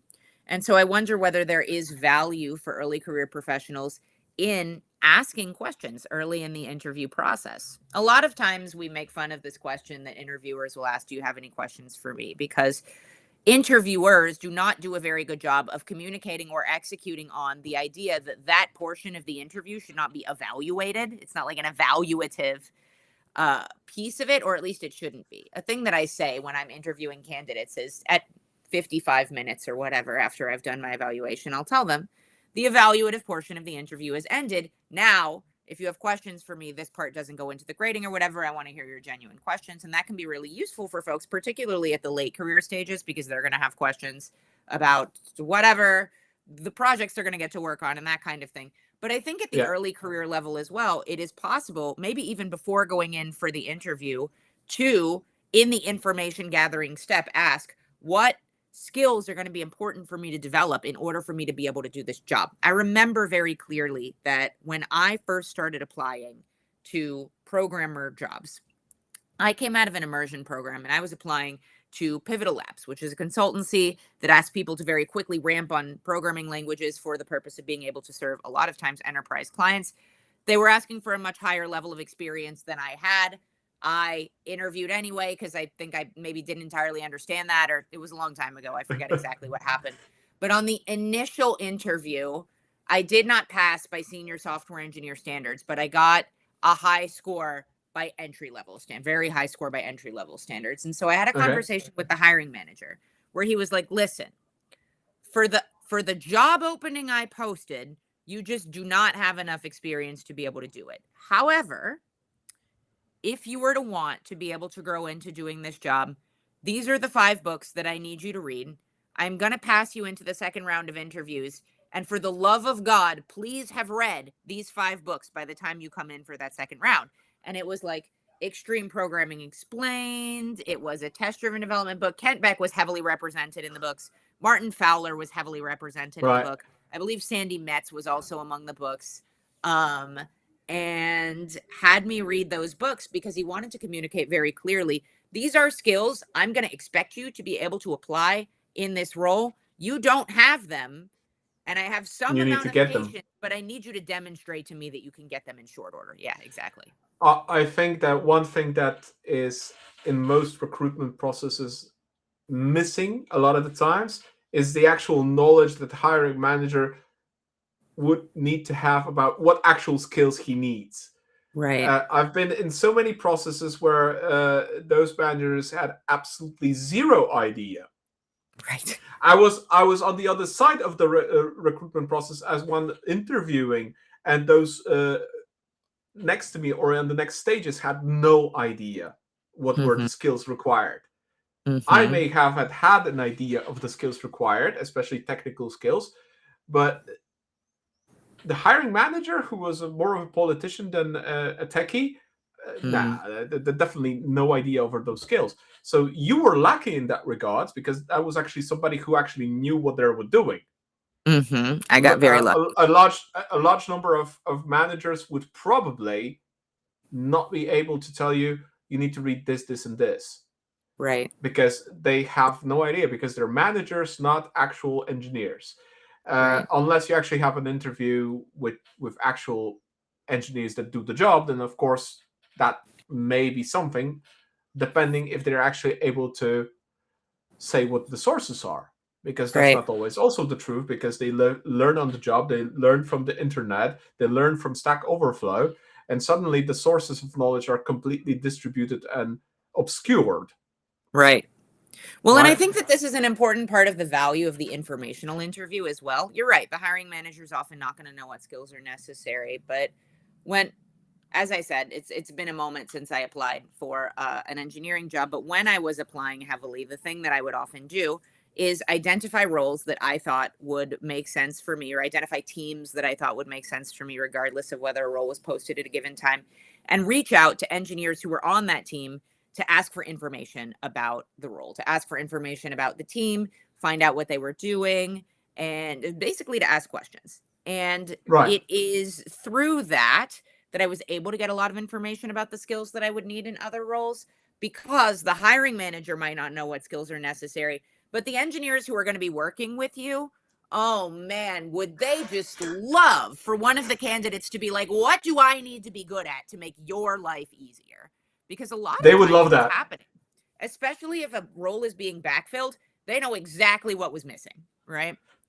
Yeah, So that's I true. think I think that that has been really useful to me, is to talk to other practitioners on the team. And it's not just, I'm not just trying to develop relationships with other people on the team because then they'll put in a good word for me or whatever. I'm actually asking questions where the answers are actually important to me, because suppose I go for an informational interview, and suppose that this potential future colleague of mine is like, you're going to need the skills represented in these 3 books. Fine. I look at the books, and as I'm reading the books, I just cannot keep my eyes open. It is so boring, the information that's in these books. I don't like it. I don't see myself applying this information. That is valuable to me, because what that tells me is I'm going to hate it here, you know? And I should invest in this job interview process accordingly to the fact that I would hate it here, you know? As Right. opposed to Yeah. getting in there and I'm grateful for the salary for like 4 months, and then I hate it here. Uh, Do I want to do that, particularly early in the career? That can be challenging, because particularly early in the career, people understand, well, I got to stay a year or two or else I'm going to look like a job hopper, but I hate it here. So if you can avoid that situation, better, right? Than not right. avoiding the situation, I would say. So on that side, for anybody joining the workforce, would be ask questions, but ask questions to the right people who might actually know the answers and be curious about that. On the other side, for anybody hiring, come prepared and actually ask your team what are the skills that you need to compose, first of all, the posting better, second of all, to be prepared for the interview, to actually tell the candidate what skills you actually require on the job, rather than Mm, rely on whatever HR recruitment whips up in the job posting, because that's at times when I read job postings, that's like, oh, how much bullshit there is in those. Uh, right. that's a different story entirely. Um, what I saw some time ago, I believe that was somewhere around February this year. There was this Socrates unconference online organized. Someone by Mike Clement, I believe, in the US. Okay. Uh, there was a bunch of students invited to the conference, so they joined. They actually attended several sessions. They even organized sessions, because unconference, obviously, so they organized even a session of their own, where they invited from the gathering, they invited specialists like, come talk to us, tell us what you find relevant for us to learn to be effective in the workforce. Mm-hmm. What you see now as the skills that you, for example, if you knew 15 years ago, you would find that, oh, I really need to learn that, because that would make it my life so much easier now, because I learned that. Otherwise, I had to learn in the pain of going through the chore of making errors all the time. Right. And that's another aspect, that just to reach out to people, to like I mentioned, the tip thing, reach out to 100 people to get the tip on how to get a job or how to get an interview. Same thing for a specific role. If you reach out to people and ask them for one tip how to be efficient at that role, that's going to be of statistical relevance. The same with those students. They asked us what, from the perspective of what you know now, would be the skill you wanted to know and learn as a junior, Mm-hmm. so that would make your life a lot easier. Most of the answers, seriously, were about soft skills, communication skills, uh, Mm-hmm. understanding context, being able to present, etc., etc. Mm-hmm. Uh, Crazy on that, how we were as professionals completely not prepared for the tasks that we actually had to do, and we had Mm-hmm. to learn them, to learn to present, to convey meaning, to convey a message, to actually convince people that this is the right idea, etc., Mm-hmm. etc. Right? So still, we're not preparing people for the soft skills, we're preparing them technically, and Mm-hmm. not even great at that at this point, to certain degrees, right? So that was another, at least from my perspective, another way of doing it for young Mm-hmm. professionals at least. Mm-hmm. Do you find so it sound did Socrates have a lot of young professionals at it? That particular session, I would say that like maybe 10% of the audience, Okay. I'm curious maybe a if they little bit mentioned less. at all what specific skills they wished they had or wanted to build. Or was it just sort of communication in general, or were they saying No, whatever? no, they were like with examples, with specific situations, etc. They were really explaining why that skill mattered with Mm, their work experience. So that session was like, several senior people sitting in that session and just going about, I wish I learned this and this and this because of this and this and this, and that would help this and this way, etc. So that was right, like with a proper justification. So that very important why was there, not just you need to learn this, but right, actually why you need to learn this, which right, creates the better drive for learning, at least in right, my understanding. right. I'm reminded of an anecdote from a university, not the University of Chicago, where a student applied for a number of jobs and was going through the interview process with several of them and then got a job. Uh, and they were very happy and they got their job offer. But they, in the process, dropped communication with the other three places that they were late in the interview process for, were ghosting interviews and things like that. And when the when this was addressed with them, it turned out that that when they were asked, "Do you understand what closing the loop is?" This was not a phrase that they had heard before. Nobody had explained to them that Mm-hmm. when you are in these processes, you are expected, like if you are pretty far in the process, it is polite to let people know if you're going with another offer or whatever, just so that they're not expending resources. And the student explained, like, well, companies would ghost me if they weren't interested in me anymore. And it's like, yeah, that maybe not, but this isn't really about what companies would do or whatever. This is about sort of like maintaining your own communication standards, because your communication standards aren't ultimately about like, well, one company whatever mistreated me and sure they shouldn't have done that. But regardless of what companies do, your standard of communication matters over time. And sure, like it doesn't mean that every communication interaction you ever have is going to go swimmingly for you, but what it means is if you can maintain those skills, then the pattern of success that you're going to have over time is going to produce a much more positive trajectory than the other one. And I felt Right. so uh a little bit angry on behalf of this student that they had managed to make it so far in their education without anyone explaining to them what a concrete like effectuation of communication skill would look like. They'd been told it's important to be good at communication, but no one had said that means follow up. That means if somebody emails you and you can't get to it for 2 weeks, email them and tell them that you're going to get to it in 2 weeks. That means like reach out to people, whatever, via these certain formats or during business hours. Don't like whatever, text people at 2 a.m. about work stuff. Like these sorts of specific concrete do's and don'ts and how it's going to impact people. Yeah. We tell people be good at communication, but we don't necessarily, unless What people does specifically that seek out the mean? information on their own, we don't coach them all the time. Yeah, that's very true. I guess this, you could kind of narrow it down. Treat others how you would want to be treated.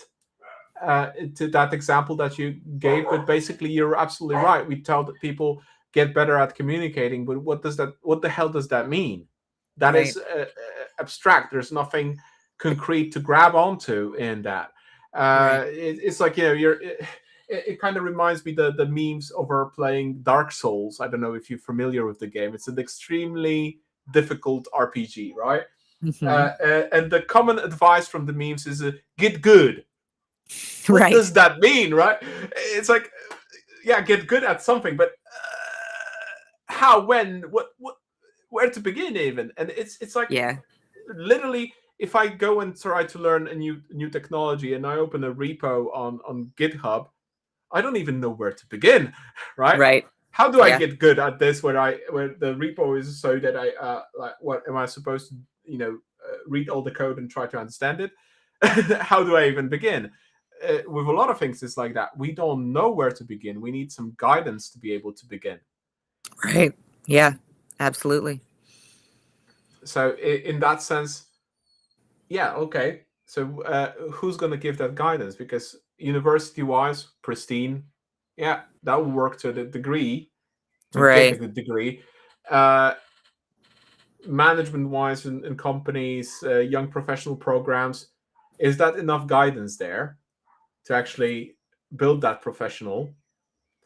Or is it just going to be random? Or should that young professional take the reins by themselves and just try to figure out from whom to find guidance? Right. It's a good question. I'm trying to remember. At this point, this was a very long time ago, but I remember particularly late in my undergraduate career and then early in my professional career, I found myself looking to outside resources for this. I hadn't necessarily learned it all in undergraduate. I was fortunate that in my particular undergraduate program, there were some resources for learning professional skills, things like we did this, I don't know, strategic dining seminar that talked about like how do you have a business meeting where there's eating involved and stuff like that. And so those were things. It wouldn't have ever occurred to me that that was a skill without Right. that. Absolutely not. Um, but when it came to things like, looking for a job early on, when it came to even like money management, how do I save money? What am I supposed to do with it? What is an appropriate financial cushion? How do I go about all those kinds of things? For all of those things, I did find myself looking to outside resources because the university did not necessarily provide them. My parents had grown up in a very different economic environment than the one that I was living in, and so their advice wasn't necessarily as applicable under these circumstances. And it was very much I had to I had to vet for myself what the appropriate resources were. And for me at the time, it was a lot of like library books. It was, the online courses. I sort of like the internet, people just being on the internet doing whatever they wanted kind of happened while I was in high school. And so by the time I was in college, I was able to go and find these online resources. And I think that that was the way that largely I did it. I think now a lot of people do it through there's a fair amount of like, you know, TikTok influencers and things like that that people theoretically look to. And, I guess with varying degrees of quality of the advice. But that's always been the case. That was the case with books when I was this at this stage in my career. It was the case with online courses when I was at this stage in my career as well. I found that education being very self-directed, and I suspect to some degree it kind of does still need to be. I think looking at what we're served as, let's say, knowledge from LLMs, for example, that could also work that way. Because if we have zero knowledge on a specific topic and an LLM is serving as a statistically relevant average, Hmm. that average is already an improvement of our zero, Well, right? right. I think if you know absolutely nothing, it is likely that whatever the internet consensus is at least better than a random guess. That would be my hope a lot of the time. Maybe not always, but that would be my hope.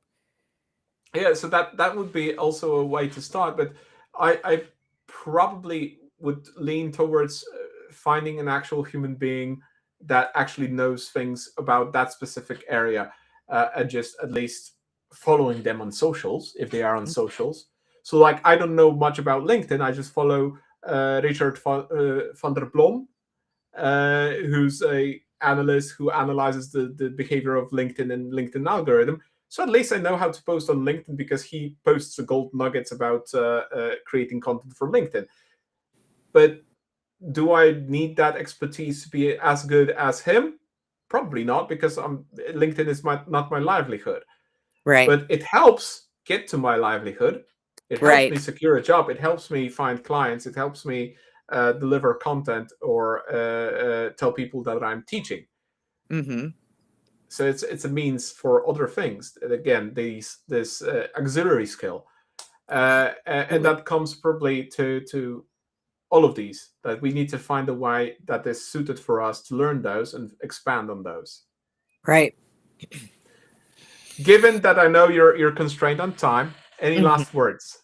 Ooh, last words. Last words. Last pieces of Last words. advice. Here's okay. So here's what I would say for last pieces of advice is that in this sort of like age of the AI that we find ourselves in, I think a thing that I find myself talking to students about right now a lot is that learning the composition of our brains has not changed a lot. And so to the extent that these tools are helpful for finding information, that is fantastic. And that if I were to give advice about learning generally right now, the things I would tell students are that spaced repetition is still very useful. Practice, sleep, practice, sleep. Um, Creating a desire for the information before attempting to ingest it is really useful. We talked about that a little bit on here. Mm-hmm. And uh, finding information in different learning style formats or creating that information in additional learning style formats is extremely useful for developing not only a knowledge of the thing that you're looking at, but also practicing the skill of applying information from one context to another, which becomes increasingly useful as you advance in seniority in your career. And conveying information as well Yeah, absolutely. later. Absolutely.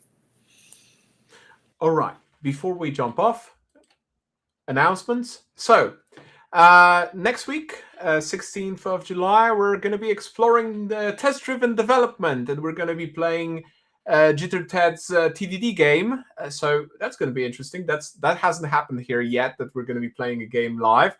So we have Ted M. Young, and he's bringing his game, and we're going to be learning test-driven development. And of course, again, if you manage to survive till the end of the stream, visit our website, articles, white papers. Also, all the streams are also there, and events. In the middle, we have the strategic integration design with DDD hosted at Avans Scoperta at the moment. We're teaching in class this autumn. And of course, subscribe. You can subscribe by just going and scanning this QR code. It should pop up a message on your phone. Hey, do you want to subscribe to this channel? Da, da, da. So, of course, that's always welcome. You don't have to, but it would be nice. And Chelsea, thank you so much for joining. That was really, really a cool session, because I believe that education is very important, and having you to put some light on how we deal with that from all the perspectives, I think that's an important discussion that we should be having more often with people. So thank you for joining. Yeah, absolutely. Thanks for having me. All right. And then see you later.